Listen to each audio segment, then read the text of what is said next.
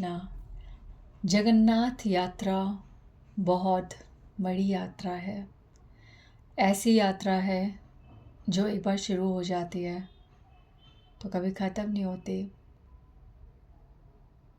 और ऐसी यात्रा है जब वहाँ पे हम मंजिल को यानी कि लक्ष्य यानी कि स्वयं जगन्नाथ जी को जब पाते हैं, उसके बाद वो लक्ष्य वो मंजिल साथ ही रहती है, साथ ही रहती है। और इस यात्रा का कभी अंत ही नहीं होता। जगन्नाथ जी कभी छोड़ते ही नहीं उस यात्री को जो यात्रा करता है। तो जगन्नाथ जी की यात्रा वैसे भी बहुत लंबी है, और अगर हमें जगन्नाथ जी को समझना है, उन्हें प्रेम करना है, उनकी कृपा का अनुभव करना है, तो हमें जगन्नाथपुरी तक पहुंचने तक जो जो हमारे पास हमारे को रास्ते में जो सीढ़ियाँ मिलेंगी, उस एक एक सीढ़ी को प्रणाम करते हुए हमें आगे बढ़ना है। तो चलो जगन्नाथपुरी। तो अब हम आरंभ करते हैं एक्चुअल जगन्नाथ यात्रा। ओके, सो सब अपने विमान पे अपनी सीटों की पेटियां बांध ले, और अब जो हवाई जहाज़ है वो उड़ान भर रहा है। ठीक है, अपने हृदय में बहुत अधिक प्रेम भर लो, बहुत उत्साह भर लो, क्योंकि अब आप उड़ान भरने वाले हो। ठीक है, तो बहुत प्रसन्न रहो, बहुत इन्जॉय करो, फुल एक्साइटमेंट महसूस करो।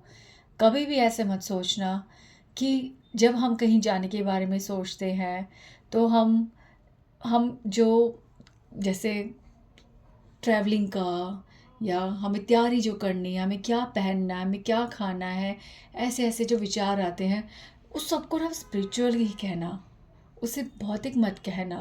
क्योंकि ये विचार आएंगे, ये हमारी तैयारियां रहेंगी, इसको अवॉइड नहीं कर सकता, चाहे कोई भक्त हो या ना हो। प्रत्येक व्यक्ति यात्रा के लिए ये चीज़ें तो आवश्यक है ही।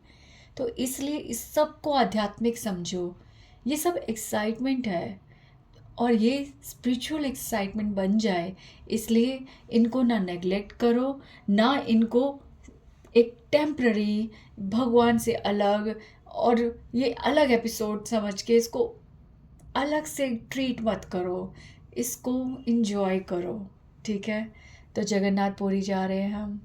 बैठो आसमान में, देखो खिड़कियों से अपने, कैसे लगता है बादल, कितने सुंदर। हाँ, क्यों हमें बादल दिख रहे हैं, आसमान क्यों?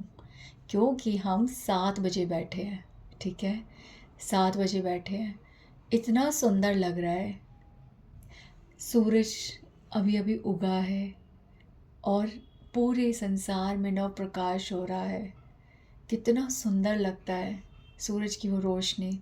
जब वो एरोप्लेन में पड़ती है ना, तो ऐसा लगता है कि सूरज एरोप्लेन के अंदर ही आ गया है।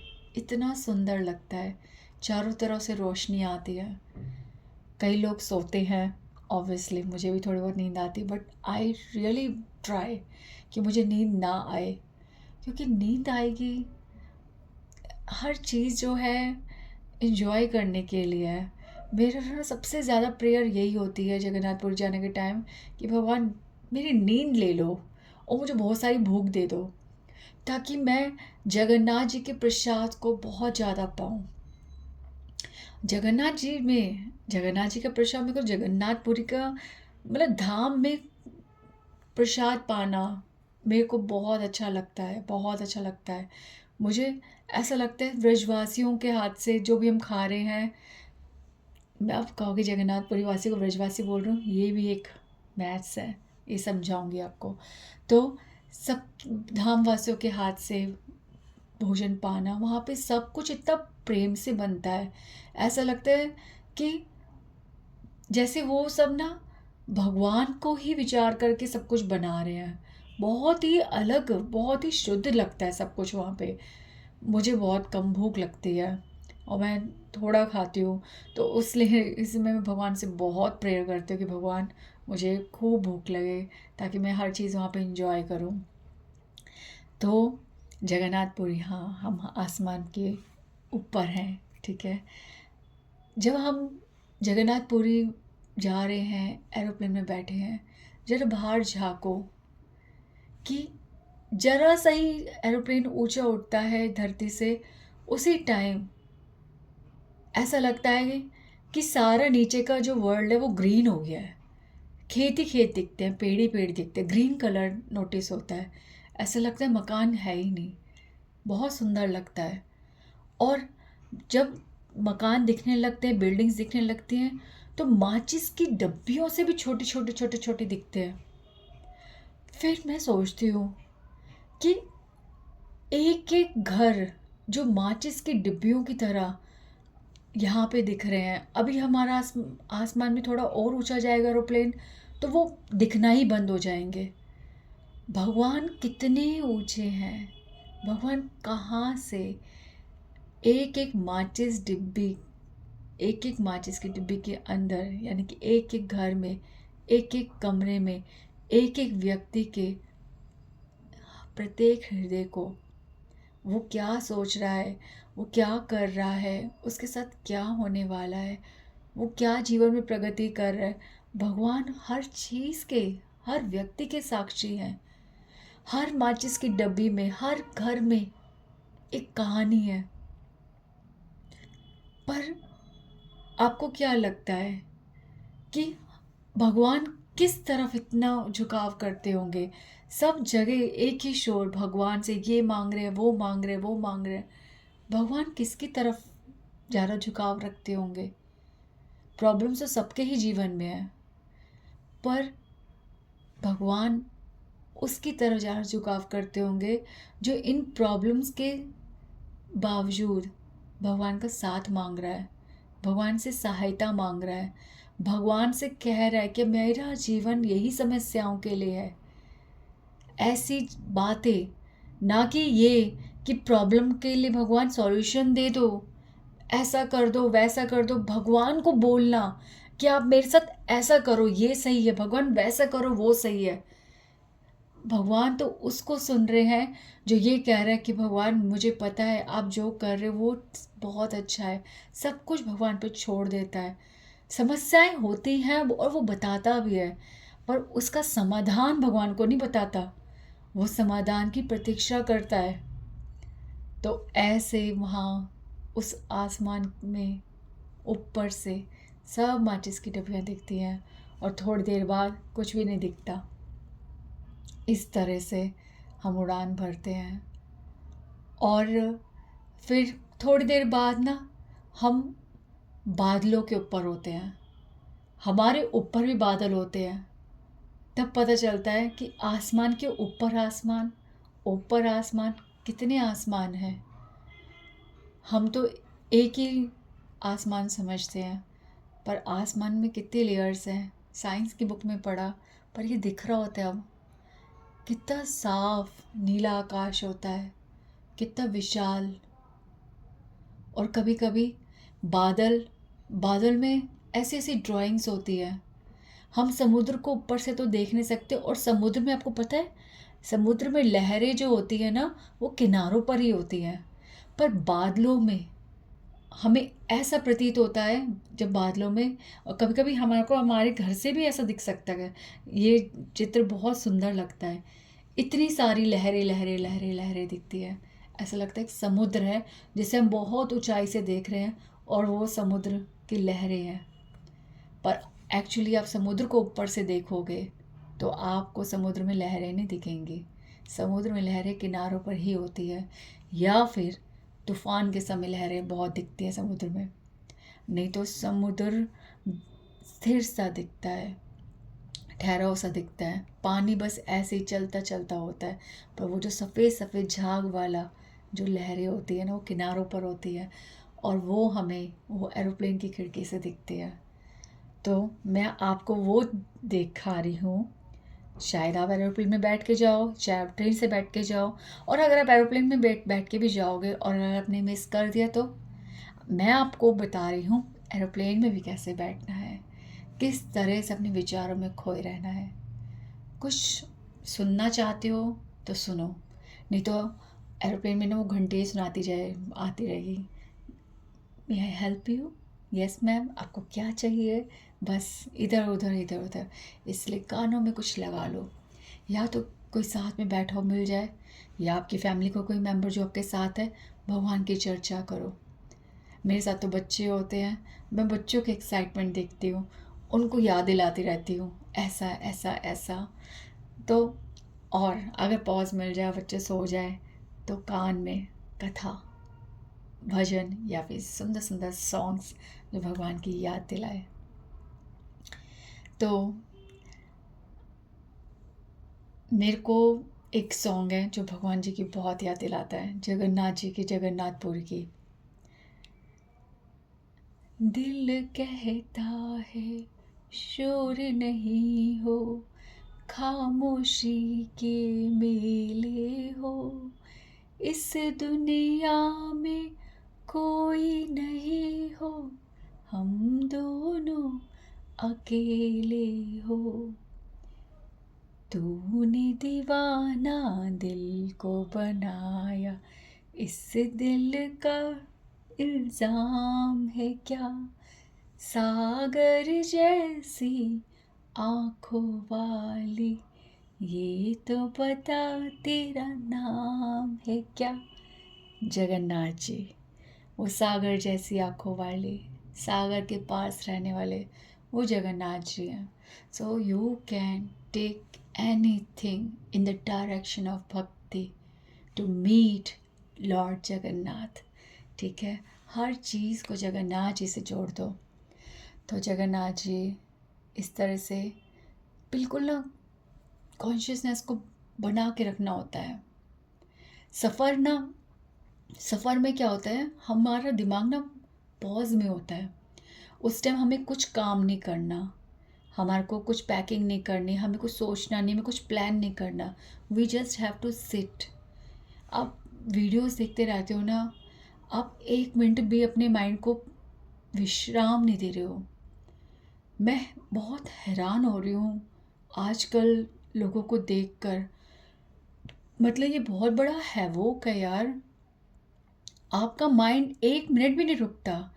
आप कुछ काम कर रहे हो और जैसे ही आप काम से रुकते हो, आप फटाफट व्हाट्सअप उठाते हो या इंस्टाग्राम चेक करते हो, नहीं तो यूट्यूब पे वीडियोस वीडियोस नहीं रुकेंगे।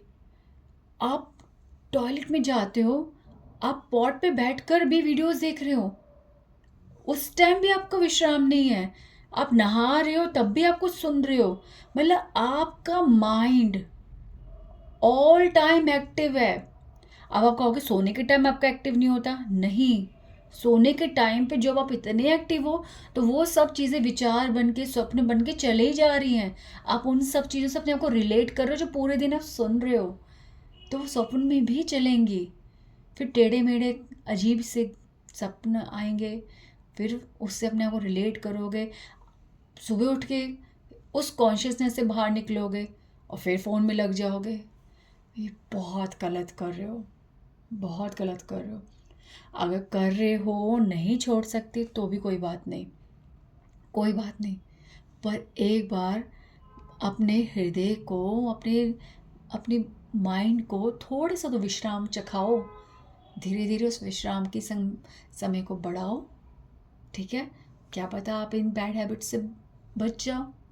ठीक है, मैं जगन्नाथ जी के बारे में इतना बता रही हूँ, मैं भगवान के बारे में बात करती हूँ कुछ, मैं इसलिए कर पाती हूँ क्योंकि मेरा जो दिमाग है ना, यहाँ नहीं इंगेज्ड है, इन चीज़ों में नहीं लगा हुआ। मैं बहुत, अगर मेरे को देखना भी होता है ना, 5-10 मिनट में कुछ देखती हूँ और वो भी ध्यान रखती हूँ कुछ घुस ना जाए दिमाग में। मतलब मैं ऐसे सच बता रही हूँ, मैं प्रैक्टिस नहीं करती। मतलब पेन होता है कभी कभी ना, बहुत अजीब अजीब सा देख के पेन। फिर सोचती रियली ये मेरे से कुछ भी रिलेटेड नहीं है, तो मैं क्यों देख रही हूँ। हाँ, मुझे किसी की सुंदरता देखना, मुझे किसी की फ़ोटोज़ देखना, किसी का लाइफस्टाइल देखना, वो भी सिंप्लिसिटी वाला, मुझे बहुत अच्छा लगता है। मुझे तब अच्छा लगता है किसी को रियल देखना। जो वीडियोस में बनाते हैं ना, वो तो हम फेक बिहेव कर रहे हैं। तो ये चीज़ें मैं बता रही हूँ। तो हम फिर से एरोप्लेन में चलते हैं, ठीक है। तो आप ना प्लीज़ इधर उधर की वीडियो में देखना, अपनी कॉन्शियसनेस चेंज कर दोगे, चेंज कर दोगे। यात्रा को जीना है, ख़ासतौर पे आध्यात्मिक यात्रा है। ये यात्रा मैं आपको जैसे बता रही हूँ ना, अगर आप करोगे ना, आपकी पूरे जीवन की यात्रा पूरी तरह से आध्यात्मिक हो जाएगी। आपका आध्यात्मिक सफ़र कभी रुकेगा ही नहीं। आप कभी भी भौतिक सफ़र के लिए हैंकर नहीं करोगे। आप इतना सेटिस्फाइड फील करोगे, एवरी टाइम आप खुश रहोगे, एवरी मोमेंट आप संतुष्टि का अनुभव करोगे। सो एक बार जगन्नाथ रथ यात्रा निकलता है तो आप डाउट मत करना, जगन्नाथ जी हमारे को रथ पे बिठा के ले जा रहे, तो जगन्नाथ रथ यात्रा एक्चुअली मूवी वही आता है, तो कोई बात नहीं। तो जगन्नाथ यात्रा जो है वो बहुत हृदय से करनी है, ये बहुत स्पेशल है। और दूसरा, चार धाम यात्रा सोचो लोगों के लिए क्या है। लोगों कितनी बड़ी बड़ी प्लानिंग्स करते कि चार धाम हमारे हो जाए। उसमें भी शास्त्रों में कहा गया, अगर आप जगन्नाथपुरी धाम होके आ रहे हो तो आपने समस्त धामों का फल पा लिया, ठीक है। क्योंकि देखो, द्वारका में भगवान शासन करते हैं, ठीक है। द्वारका में भगवान शासन, चलो पहले बद्रीनाथ धाम जाते हैं। बद्रीनाथ धाम में भगवान योग करते हैं, भगवान ध्यान करते हैं। भगवान भी ऐसे जैसे पूजा की मुद्रा में, ठीक है, ध्यान की मुद्रा में बैठते हैं और अपने आप को शीतल करते हैं, वहाँ स्नान करते हैं, ठीक है। उसके बाद भगवान द्वारका आते हैं। द्वारका में भगवान शासन कर रहे हैं, ठीक है। भगवान जब ध्यान कर रहे हैं, सोचो कोई भक्त ध्यान करता है तो हम उसको डिस्टर्ब नहीं कर सकते, प्योर भक्त हो तो भगवान जब ध्यान करते होगे, क्या आपकी कोई भी आवाज़ भगवान को छू सकती है? भगवान का ध्यान क्या ही होगा, तो हम उनको डिस्टर्ब नहीं कर सकते। तो भगवान अपनी जो हृदय की अपनी पर्सनल एक एक्टिविटी कर रहे हैं, उस टाइम पे कोई इंटरफेरेंस नहीं हो सकता। तो अब भगवान वहाँ पे इंगेज हैं। फिर द्वारका में भगवान शासन करते हैं, भगवान पूरी तरह से इंगेज्ड है, ठीक है। एक परफेक्ट व्यक्ति जो होता है ना, जो समय पे जो कार्य होता है वो वही करता है। तो भगवान वो तो 100% है।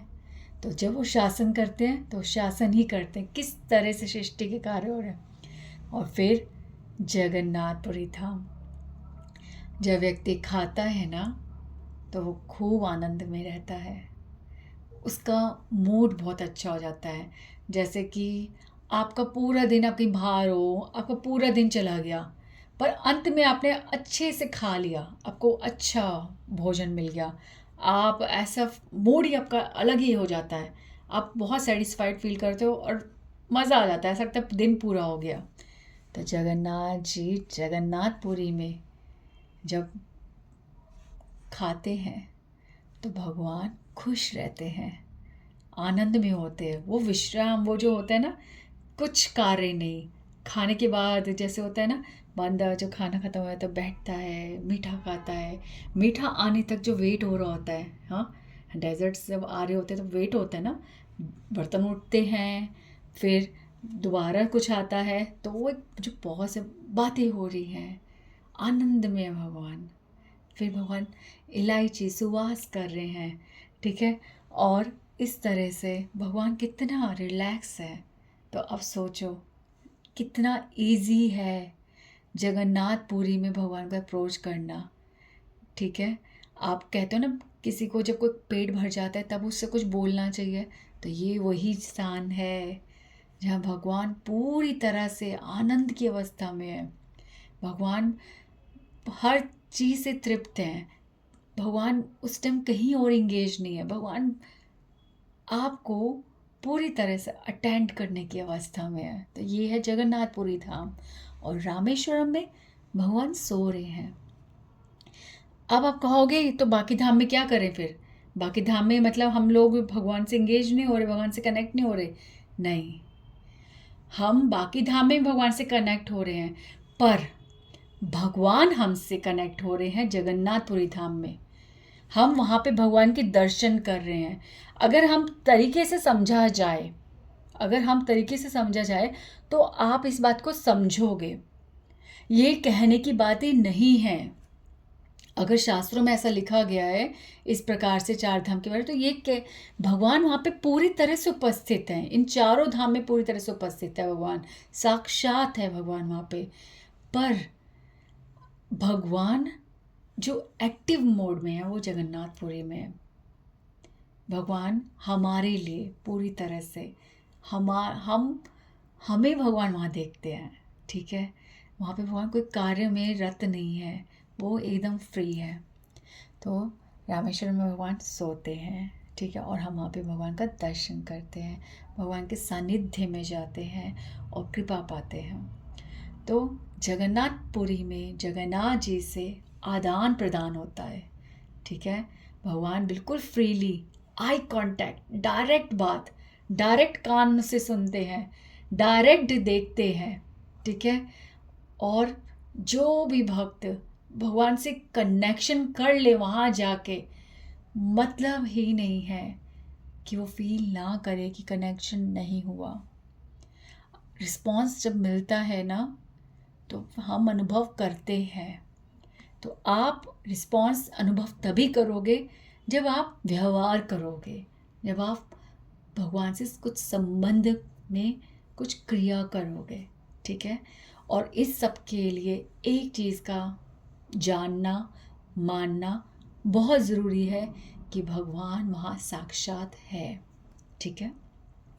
तो हम कहाँ थे, ठीक है, हम थे जगन्नाथपुरी, ठीक है। तो अब हम यहाँ पे बिल्कुल एरोप्लेन में बिल्कुल मस्त होके मतलब बैठे हैं हम और सॉन्ग सुन रहे हैं। चलो 2 घंटे का सफ़र है और 2 घंटे 35 मिनट हो ही जाते हैं, ठीक है। अगर नैप आ जाए तो वो भी जगन्नाथ जी की याद में एकदम ऐसी गहरी नैप आ जाएगी, डोंट वरी, सो जाओ, ठीक है। नहीं तो वैसे भी वो कानों में दर्द होने लग जाता है। उसके बाद अब एरोप्लेन लैंड कर रहा है। ओह माय गॉड, जगन्नाथपुरी आने वाला है। भुवनेश्वर में हमारा एरोप्लेन उतरेगा और हमारे को नारियल के पेड़ दिखेंगे, मंदिर ही मंदिर दिखेंगे, मंदिर के ऊपर त्रिशूल दिखेंगे और आ गए हम महादेव की नगरी भुवनेश्वर में। इतना सुंदर लगता है, हर जगह जगह लाल लाल मिट्टी दिखती है, ऊपर से नारियल के पेड़ दिखते हैं। एक ना यादगिरी होनी चाहिए। जब हम सफ़र में जाते हैं ना तो वो सड़कें, वो कुछ रास्ते में कोई ऐसी दुकान, ये सब आंखों से देखो, फिर ऐसा कहीं और दिखता है ना तो हम कहते हैं अरे ये तो जगन्नाथपुरी में ऐसा देखा था, अरे जगन्नाथपुरी। इस तरह से ना हम कनेक्शन फील करते हैं। ऐसा तो जगन्नाथपुरी में था, अरे ये पेड़ से जगन्नाथपुरी की याद आ रही है। आपको पता है अपनी जो मेरी गली है उसमें मैंने कभी भी नारियल का पेड़ नोट नहीं किया था, पर अब मैं उस नारियल के पेड़ को बहुत ध्यान से देखती हूँ, मुझे बहुत सुंदर लगता है। मैं विश करती हूँ काश मेरे घर के आगे भी नारियल का पेड़ होता, इतना सुंदर लगता है नारियल का पेड़। भुवनेश्वर जगन्नाथपुरी जाने के बाद नारियल का पेड़ भगवान का उद्दीपक बन गया है। उद्दीपक का मतलब जिस चीज़ को देखकर आपको भगवान की याद आए, ठीक है। तो अब ये सब चीज़ें उद्दीपक तब बनेगी जब आप धाम में साक्षी रूप से बिल्कुल जागरूक होके हर चीज़ का दर्शन करोगे। धाम पहुँचते ही हर चीज़ आपके लिए धाम भगवान है, इस प्रकार से देखो। किस प्रकार से घर बने हुए हैं, कैसे घरों के बाहर चित्र बने हुए हैं, कैसे पेड़ हैं, कैसी सड़कें हैं, कैसी सफाई रखते हैं, किस तरह से लोग बोलते हैं, उनके पहनने के कपड़े, वॉल्स पे क्या बना हुआ है। ओह गॉड, भुवनेश्वर से लेकर जगन्नाथपुरी तक वॉल्स इतनी सुंदर है, सॉरी इतनी सुंदर है, चित्र चित्र होते हैं, भगवान के 10 अवतार, भगवान की लीलाओं के बारे में, और संविधान, राजनीतिक, मतलब बहुत सुंदर दर्शन होते हैं हर जगह। तो हम नीचे उतर रहे एरोप्लेन, ठीक है, और अब हम नीचे जाने वाले हैं, ठीक है। पहले तो एरोप्लेन से ही प्रणाम करो, हे महादेव हम आ रहे हैं, प्लीज़ प्लीज़ जगन्नाथ जी तक पहुंचने का हमारा रास्ता, हमारा मार्ग सुगम कर दो। हे क्षेत्रपाल, हे महादेव, आपकी कृपा के बिना कुछ भी संभव नहीं है, हर की कृपा से ही हरि मिलते हैं। हे महादेव प्लीज़ कृपा कीजिए, प्लीज़ कृपा कीजिए। मैं आपके चरणों में प्रणाम करने आ रही हूँ, आपकी आज्ञा लेने आ रही हूँ, आपकी कृपा लेने आ रही हूँ पहले, क्योंकि तभी तो मेरे लिए जगन्नाथ जी के दर्शन संभव होंगे। तो हम भुवनेश्वर की धरती पर जब पहले पहुँचेंगे तो सबसे पहले महादेव को प्रणाम करना है, क्योंकि भुवनेश्वर भुवन के ईश्वर महादेव है, और ये नगरी का नाम भुवनेश्वर जो है महादेव के लिए है, ठीक है, ये महादेव की नगरी है। तो हमारा एरोप्लेन उतर रहा है और एक एक करके सब उतर रहे हैं। फुल एक्साइटमेंट रखो, डोंट अपने आप को कहीं भी और इंगेज मत होने दो। प्रणाम करो सबको और निकलो, उतरो सीढ़ियों से नीचे एरोप्लेन की, और पहला पैर रखते ही बिना संकोच के कि आप कहाँ खड़े हो, कितने बड़े बड़े रिच लोग आपके आसपास हैं, या कोई आपको देख रहा है, या आप क्या लगोगे क्या नहीं लगोगे, कुछ भी सोचे बिना आपको सबसे पहले भुवनेश्वर की भूमि को प्रणाम करना है, क्योंकि उन भुवनेश्वर की कृपा से आज हम भुवनेश्वर की धरती पर पैर रख रहे हैं। हम उस स्थान पर आ रहे हैं जहाँ श्री चैतन्य महाप्रभु आए थे, जहाँ साक्षात महादेव हैं, जहाँ कितने समस्त भक्त तपस्या कर रहे हैं, भक्ति कर रहे हैं। तो सबसे पहले हमारे को वहाँ प्रणाम करना है। गौर अमार जे सब स्थाने करिल भ्रमण रंगे, से सब स्थान हेरी ब्यू आमी प्रणय भगत संगे। ठीक है, तो भक्ति विनोद ठाकुर जी कहते हैं कि गौरांग महाप्रभु ने जिन जिन स्थानों पर लीलाएं करी हैं, उन स्थानों में मैं भक्तों के साथ जाऊं और उन लीला स्थलियों को प्रणाम करूं, उन लीला स्थली के रंग, वहाँ की लीलाओं का दर्शन करूं। ठीक है, तो चैतन्य महाप्रभु, खास तौर पे चैतन्य महाप्रभु ने जहाँ भी, भगवान के चरण कहाँ नहीं है। मैं एक्चुअली तो सच बताऊँ, मैं कोशिश यही करती हूँ, मैं कहीं भी पहुँचती हूँ ना, चैतन्य महाप्रभु की लीला हो तब भी, और जहाँ ना हो तब भी, मैं सबसे पहले उस धरती को प्रणाम करती हूँ, क्योंकि उस धरती के उस हिस्से ने हमें अपनी ओर अट्रैक्ट करा है। धरती माता ने हमें चांस दिया है, हम एक कोने से एक इतनी दूर जगह पे पहुंच जाते हैं, वो भी सुरक्षित। तो प्रणाम तो तब भी बनता है। तो आप कोई भी लॉजिक लगाओ, प्रणाम करना बनता है।